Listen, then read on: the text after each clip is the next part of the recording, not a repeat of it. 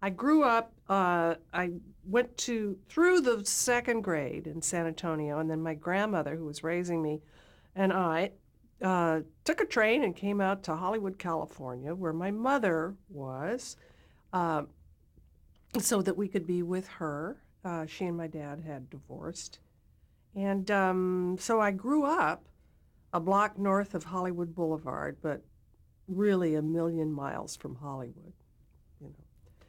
And that was my neighborhood.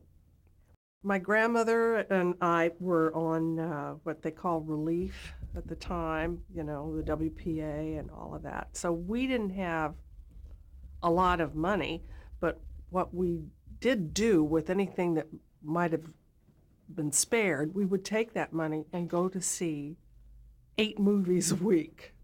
We saw 4 double features every week. Of course, back in the covered wagon days, when I was a little girl, I got in for 11 cents, and my grandmother got in for 26 cents.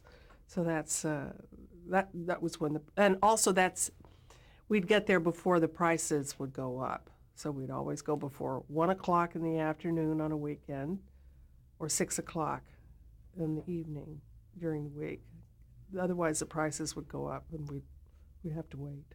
My favorites were Betty Grable movies, the musicals. Betty Grable was a top star for 20th Century Fox, and at one time the most popular movie star in the world. And she was the pinup girl for all of the soldiers and sailors and Marines in World War II. She was just wonderful, and I loved her musicals.